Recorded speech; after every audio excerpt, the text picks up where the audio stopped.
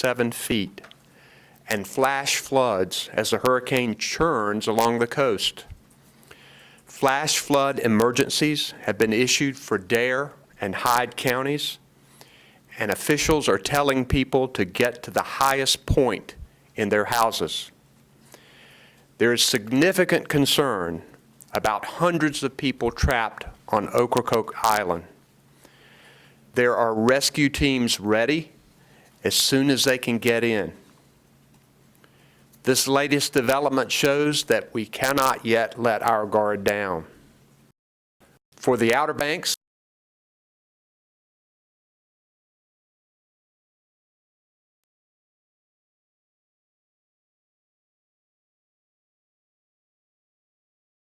and crews are working hard to restore power to those customers, and we should see those numbers drop throughout the day. There's still significant rain falling in eastern North Carolina, and it will continue to rain through much of the day. There are more than 70 roads that are impassable due to flooding or debris, and Transportation Secretary Trogdon will provide specifics in just a minute.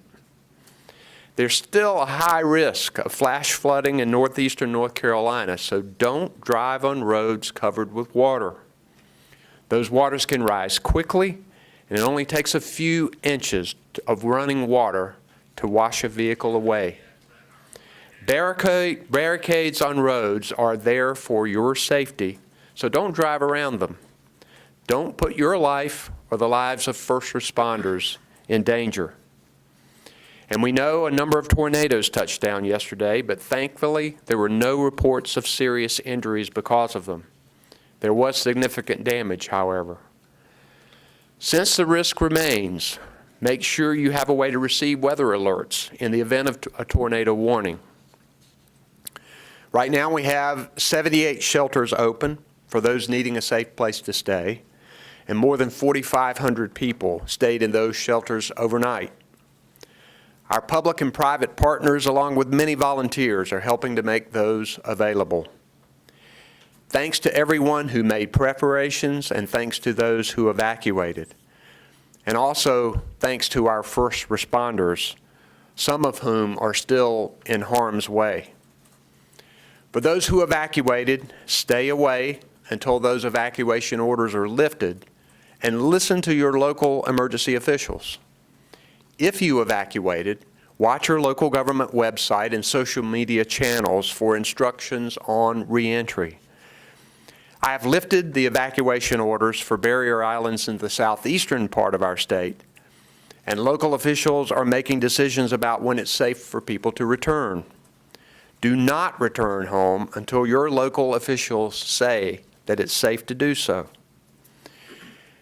When you're traveling, be mindful for the potential of downed trees, flooded roads, and power lines if you venture out today to clean up. Never approach a downed power line, and of course, don't drive through water. Remember to dial 911 only in an emergency, and for shelter, food, and non-emergency information assistance, dial 211. For people hard of hearing, please dial 888-892-1162 to reach someone to assist you. 211, by the way, is free, confidential, and multilingual operators are ready to assist you. And you can also stay informed by visiting readync.org for emergency information, drivenc.gov for road conditions, and if you want to donate your time or financial assistance, go to nc.gov/donate. With me today, I have Emergency Management Director Mike Sprayberry, Public Safety Secretary Eric Hooks, Transportation Secretary Jim Trogdon, North Carolina National Guard General Jim Ernst, State Highway Patrol Commander Colonel Glenn McNeil, our FEMA Federal Coordinating Officer Libby Turner, Katie Webster, our meteorologist, Commander Matt Moyers of the United States Coast Guard, and Lee Williamson, who is our sign language interpreter. First, I'm going to recognize today Director Mike Sprayberry to give us a little more information on our emergency response. Mike. Thank you, Governor, and good morning, everybody. The State Emergency Operations Center remains activated at a level 1. And as the Governor said, northeastern North Carolina continues to feel the impacts of Hurricane Dorian with heavy rainfall, strong winds, and strong storm surge. Particularly in the sounds and rivers, they're feeling it, as well as on the barrier islands. We're closely monitoring the situation and are making plans for any general support, search and rescue operations, or for any requirements for an air bridge out to barrier islands. The risk of flash flooding remains high east of I-95, and therefore we still recommend the use of the North Carolina Emergency Management Flood Inundation Mapping and Alert Network, known as FIMAN, to ensure you are aware of potential flooding in your area. You can get there by logging in at fiman.nc.gov. That's fiman.nc.gov. You can sign up to be alerted by text or email by FIMAN when the rivers or streams begin to rise near you. Our swiftwater rescue teams are now beginning to deploy and conduct wide area searches where the weather has improved. We've identified possible locations for our mass feeding kitchens for our Baptist on Mission, American Red Cross, and the Salvation Army partners, and they're prepared to execute that mission as soon as it's safe to do so and if we've identified a need. Our post-storm preliminary damage assessment plan is in place, and the State Disaster Recovery Task Force is activated, and they continue to coordinate for a rapid transition from response to recovery. Our utility partners have begun restoration in southeastern North Carolina and will expand their footprint as the weather improves. The state and medical sheltering operations continue, and we continue to shelter pets as necessary. In closing, let me thank our local partners for all of their hard work. Many of them are still in the fight as they work together to protect their residents and to remind everybody to follow the instructions of their local officials. Thank you very much, and thank you, Governor. So now I'm going to recognize Secretary Jim Trogdon of the Department of Transportation. Thank you, Governor. As of 8 o'clock this morning, all of our interstates were open. 3 U.S. routes in 4 locations had closures. The first was US 264 just west of Greenville due to high water, US 17 in Brunswick County near Charlotte due to high water, US 117 in Castle Hayne due to high water, and US 117 South College Road in Wilmington also due to high water. And then last, US 15 near Laurinburg due to trees and power lines. We had an additional 6 North Carolina primary roads, approximately half of which are closed due to trees and the other half due to high water in and around New Hanover and Pitt counties. And we also had about 60 secondary roads closed as of 8 o'clock this morning, most of which were due to a combination of either high water or tree down. We also had an initial report a few minutes ago of the loss or the closure and the bridge being out on NC 12 just north of Ocracoke Village on Ocracoke Island. So today, our crews will continue to assess damage. I do believe we'll see these numbers grow throughout the day from where they were at 8 o'clock this morning at approximately 70 roads, may even get up to 120 to 150 as the storm continues to move to the north. But we do believe our crews will be out assessing those damages and repairing those as soon as possible. But everything looks much better than we had hoped for at this point. Thank you. Thank you, General. We'll now recognize the Commander of the North Carolina Highway Patrol, Colonel Glenn McNeil. Thank you, Governor. Good morning. The State Highway Patrol has been working throughout the night. Downed trees and localized flooding have been the majority issues that our troops have faced throughout the night. Members have been quickly identifying hazards and working quickly with our DOT partners to remedy these hazards and to prevent and block roadways to prevent further issues. In the affected parts of our state, the Highway Patrol has responded to 77 calls for service and 21 collisions since midnight. So to the media that's present here, we want to thank you for helping us spread the word. People are listening, and they also are staying off our roadways. We also ask the public to please heed the safety warnings that the governor and Director Sprayberry has given regarding the need to urge to want to run back and rush back to your areas and to your homes in the affected areas. Please wait until the all clear signs are given by local authorities. The patrol continues to work with local municipalities to identify any hazards and to also assist utility companies with the repairs that they're coming in to make. Due to multiple power outages, we ask everyone in those areas to be extra cautious. Treat all of these intersections as a four-way stop. The potential for flooding and trees falling is not over. Always scan the roadway ahead. Reduce speeds and avoid distractions to better identify hazards that you may encounter. The State Highway Patrol will continue to work closely with our local law enforcement partners and assist as needed in the hours and days to come. Please continue to utilize drivenc.gov for up-to-date information regarding highway conditions. Thank you. Thank you, Colonel. I'm now going to call on Commander Matt Moyer of the U.S. Coast Guard to talk about our port situation. Thank you, Governor. Morning, ladies and gentlemen.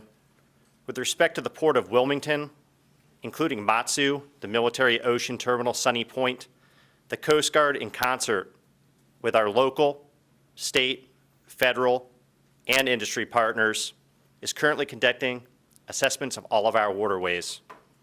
We hope to open the Port of Wilmington with restrictions as early as this afternoon based on the outcome of those assessments. We will conduct similar assessments of the Port of Morehead City once the storm passes and it's safe to do so. Thank you, and thank you, Governor. Questions?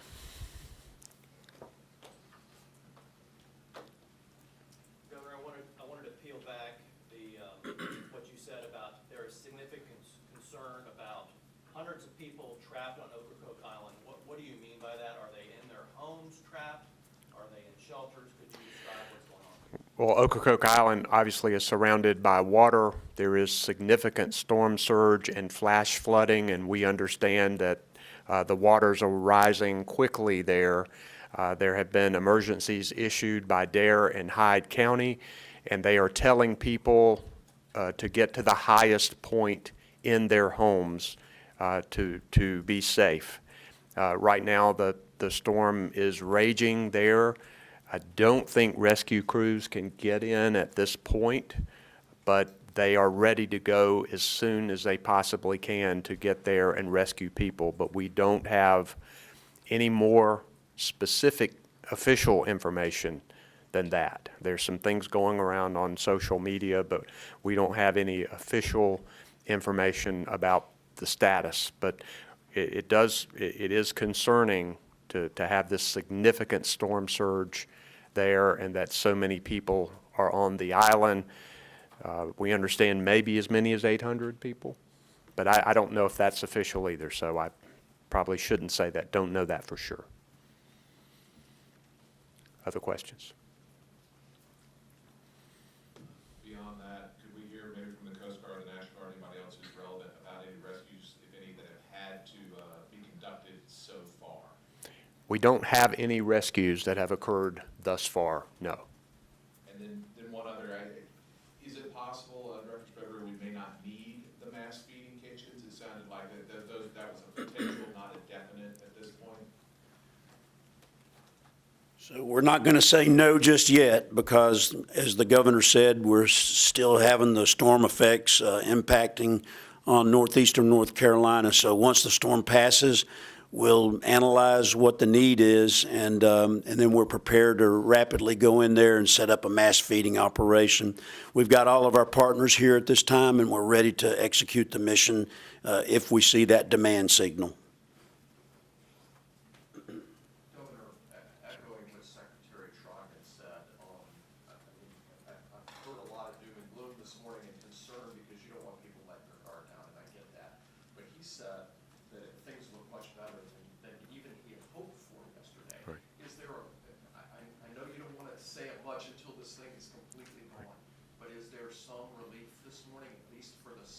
Yes, for the southeastern part of North Carolina, although we haven't done damage assessments yet, so some people may be tragically affected that we don't officially know about, but just preliminary reports we're getting from local government officials, then at least in the southeastern part of the state, the storm is not as bad as feared, which is a positive thing. But we have to remember that this storm is still raging in the northeastern part of our state, in the Outer Banks, and things potentially there could be worse than we had feared. So we just don't know yet. And I think what I've instructed people to do is to make sure we're continuing to be ready. We will ratchet down the assets and the personnel that we need depending on the threat that is still there. We obviously are mindful of taxpayer money, but I think most people want us to be over-prepared rather than under-prepared. And that's what we're doing this morning. I'm sure that we will be ratcheting down things in the southeastern part of the state and maybe even transferring assets to the northeastern part of the state, depending on the damage there and the necessity for search and rescue teams and swift water rescue teams. If I may follow up with Secretary Trotty. Sure. Yesterday, we asked about the drones. Have you, in the southeastern part, the roads and areas that were affected badly by Florence, have you flown those? Have you looked at those? We've flown 7 missions so far that I'm aware of. I haven't seen the data yet, though. And to expand on my perspective, I was speaking solely from the transportation. As you know, that doesn't look at the human element, impacts to housing, all those, but purely from a transportation. A great example would be, as the storm passed today, we're at 75 roads this morning. Compared to Florence, I think I was already at 750 by the same time period, and it grew by the next day to 1,600. So we're keeping our fingers crossed, but in the south, as the governor says, is exactly correct. In transportation, the tree debris has been what we're seeing more of than previous storms, and that's easy to repair.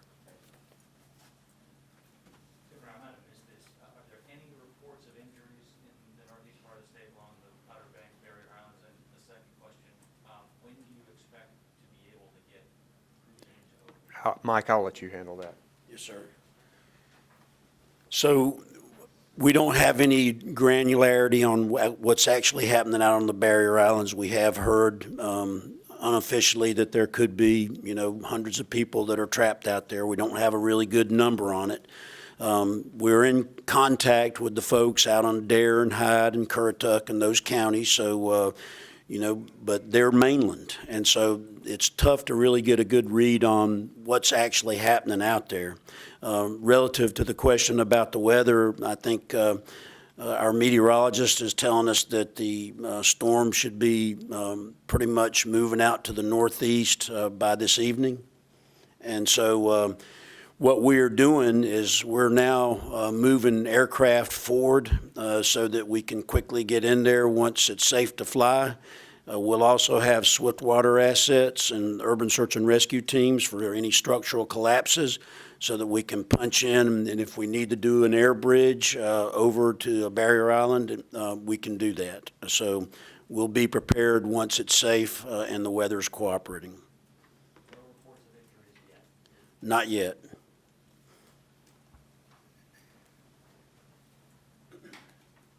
Yes, sir.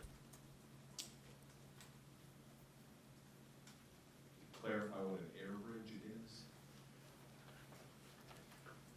So, Travis, thank you for that question. What we would do is we would have general support helicopters like UH-60 Blackhawks or CH-47 Chinooks, and they would be able to bring supplies and commodities over to the island and then bring people back as necessary.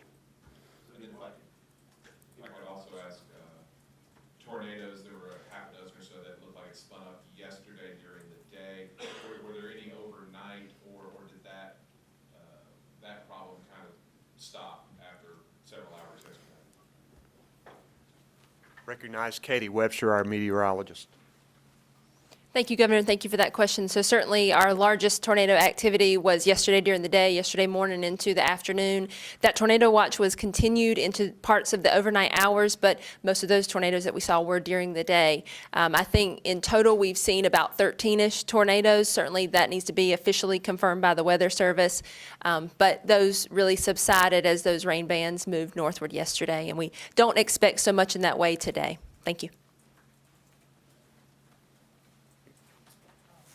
Behind you is a mic there, sir. Thanks. This is Secretary Trout. Maybe early to ask this, but do you know if any of the road closures look like they might be longer than a few days because of damage to the road, or is it mostly high water and trees? So it's high water at this point. It will depend on how fast those go down, but I'm already hearing from my engineer that covers New Hanover County that things are really draining much better than we've seen historically. So those may come off pretty quickly, and as long as there's no more significant damage once that high water goes down, it could be fairly quickly we could reestablish those opening those roads.